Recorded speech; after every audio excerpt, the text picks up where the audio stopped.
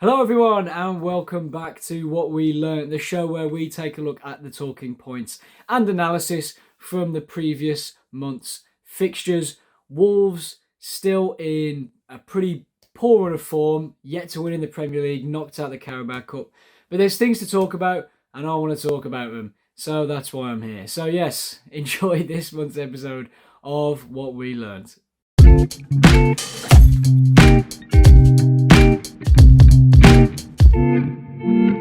First of all, I want to say a big thank you to everyone who watched the last episode. We got a lot of really good comments about the system that you wanted Wolves to play. Of course, that was my question of the month last time out, and a lot of you responded down in the comments below. A lot of people saying 4-3-3 was the way to go, and actually Rodrigo Gomez, Sam Johnston, Chichui getting some love there as well. So, as always, leave your comments down below with your opinions, your thoughts on the question of the month, and of course, the player spotlight and anything that you wish to sort of vent, because this is a safe space for you to let your anger out. But if we're going to go to the question of the month for this time, it is going to be the big one. A lot of people talking about this one over the past couple of weeks, and that is, who should Wolves bring in if Vitor Pereira is to leave? Now, you can give me a specific name as per usual, or you can suggest what sort of profile of manager you want. Do you want a young manager, older and more experienced? Do you want someone who's going to play attacking football, someone who's going to play a more reserved style maybe? Me personally, having looked through the sort of managers that are out of work, I actually quite like the look of Hutter, who was the manager of Monaco, but also recently sacked Igor Tudor, who is the manager of Juventus. Now, the reason I chose him is because his system is quite similar to Wolves' existing one, in that it's a 3-4-2-1 at points, and he has a big emphasis on the wing backs and wide tens being involved. So maybe a fresh set of eyes, and someone who was recently managing Juventus. Yes, he was sacked, but he's managed at a good level. I think he's someone that if Wolves brought in would probably give us some fresh impetus, and it's a system that he knows well, and I think maybe the players would probably suit what he wants to do. So, of course, as always, next up is the player spotlight.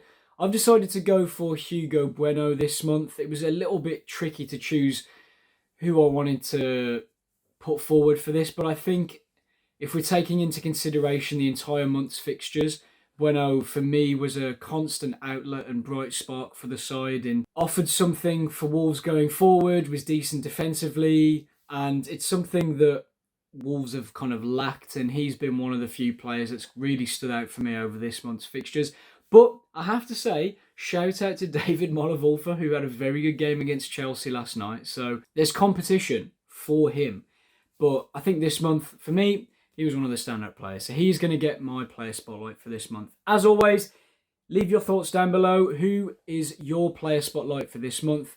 Now let's get into the main crux of this video. My first point for this video will be the mentality shift needed. Now, this month, Wolves have scored 5 goals whilst being behind. That being the 2 goals to bring it back level to Burnley. And then, of course, the 3 goals after being 3-0 down and then 4-2 down against Chelsea. Now, what this shows us is that actually if Wolves are proactive and are aggressive, they can cause teams damage. And I think that's probably one of the reasons why we as fans feel frustrated. And one of the reasons why I said in my post-match reaction to from the Burnley game that this team isn't as bad as the table says. Yes, the table doesn't lie. You can argue that. But I do think that this squad is far better than 2 points from 9 games. And certainly far better than the 3 promoted sides. Maybe not Sunderland, to be fair. But Leeds and Burnley at home are definitely games that with the players that we have, if set up in the right way, we should definitely be at least getting a point from. It's pretty obvious to see that when Wolves do get numbers forward, we can cause team problems. I mean, you only have to look at the 2 goals against Burnley. Yes, the first one was a penalty, but again, it's just being proactive in the box. The second one, a great example of this, which you'll see on screen now. Bellegarde, before he puts the ball in, you've got 3 or 4 players there occupying Burnley defenders. And obviously it ends up with Krejci kind of scissor kicking it back across goal and Manezzi heading in. This is what Wolves can do well if the players are instructed to do it. But the problem is that we have, at points this month, waited until it's too late to try and actually do anything in games, particularly the Burnley and the Chelsea ones as well. Obviously the Brighton one, we took the lead, but the mentality shift from the top down, and again we'll talk about this later on in the video, is I think what's causing us the issues. Just to quickly touch on the Brighton game, 1-0 up with good momentum. Pereira brings off Hwang for Agbadu, really poor change, and towards the end of the game he was bringing more and more defenders on. We got more and more defensive, and in the end we conceded because of that mentality shift and the lack of belief to get something from the game. The Burnley game, we're 2 goals down, but then all of a sudden we get the 2 goals back. There's some belief, but again in the second half we don't really quite seem to know how to be aggressive. Again, the Chelsea game, really poor starting 11 from Pereira, a huge mentality shift in the second half. We were far more aggressive, pressing the ball. We played a higher line. We were far quicker to win the second ball. It's things like this, small things like this that make a huge difference, and is the reason why I personally and a lot of us are frustrated that, we're looking at this team and going, well, we can score goals. We've scored 5 goals in the last 2 games. Yes, we've conceded, 7, but the key thing is here is that Wolves can be a good team if they're instructed to be aggressive and play more on the front foot and not just capitulate or defend as soon as we have some sort of a foothold in the game. And let's not forget that we do have the players to cause chaos in the box. I mean, you're talking Manezzi, you're talking Strand Larsen, you're talking Tolu. These are players that can cause problems. Krejci when he gets forward, Gomez when he's in advanced positions can create something as well. When these players are in attacking positions, Wolves look far more competent as an attacking team. And I think that shift in mentality has got to change. If Pereira wants to keep his job, he has got to get this team playing on the front foot, because instantly we've seen a difference. When we've gone behind and there's a little bit more freedom to kind of just get at teams, we look far better. So that's a lesson that we have to learn from this month going forward.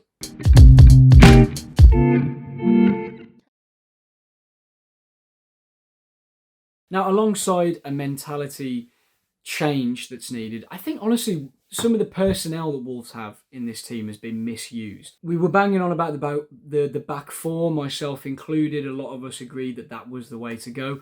I still feel like Pereira isn't making use of the players that he has. John Arias, a player that we've spoken about a lot, I don't think is getting utilised in the right way. If you look at his statistical profile, his defensive numbers are some of the best in Europe for forwards. But then when you actually look at his offensive numbers, then you realise that he's actually not really doing anything. We're not getting the best out of him.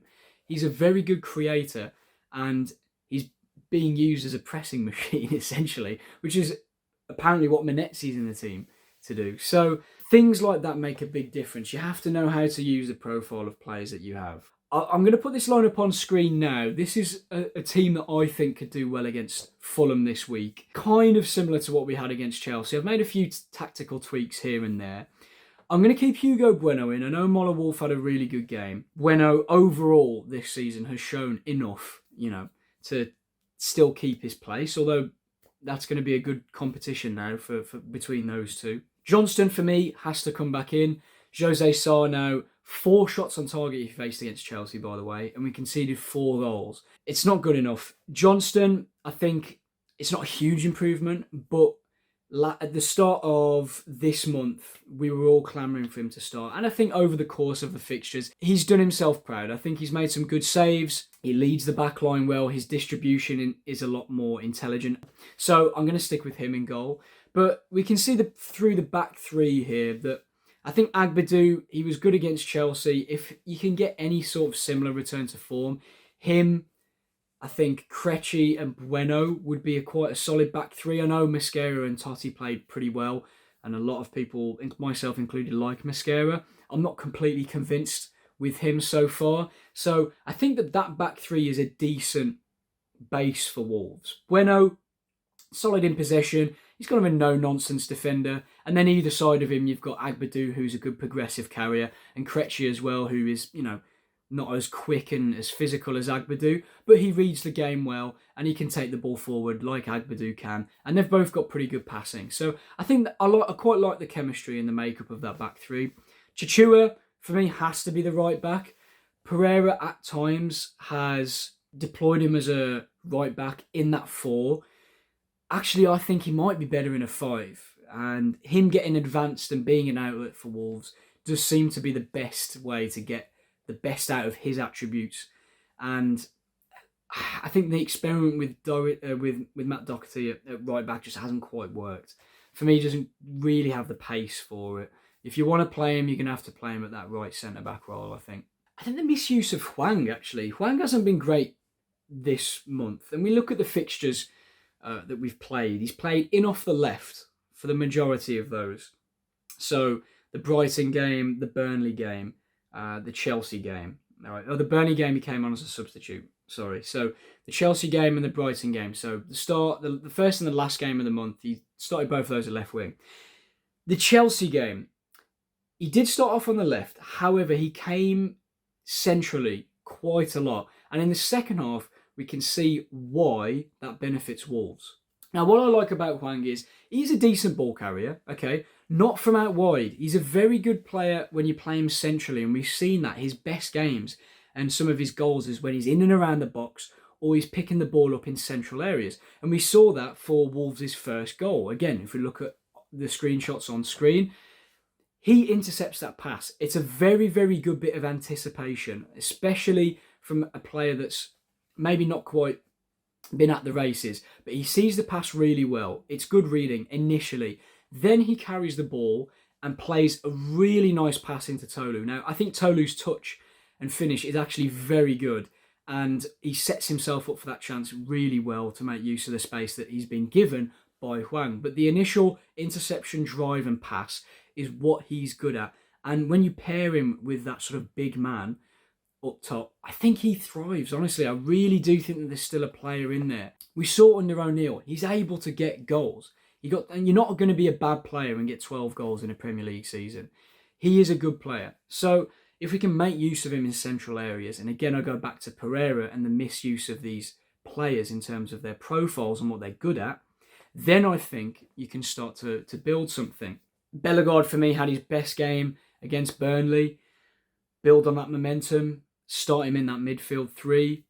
I think that that's a makeup of a midfield that I like. And look, if Gomez or Bellegarde aren't playing particularly well, you could potentially drop Gomez deeper, push Bellegarde forward, and you can maybe have Hwang, Arias, or Lopez playing that number 10 position in behind the front 2. So there's options there for Wolves.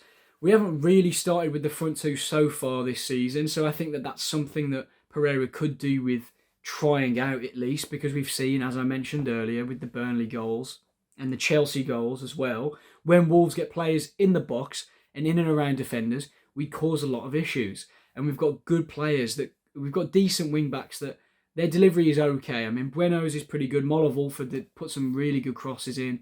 Chichua was better as well last time out against Chelsea. So I think there's things to be learned from that game. And things to be learned from the games that we've seen is that if Wolves play to their strengths, which we haven't done so far, and use the attributes of the players, then that's going to make a big difference.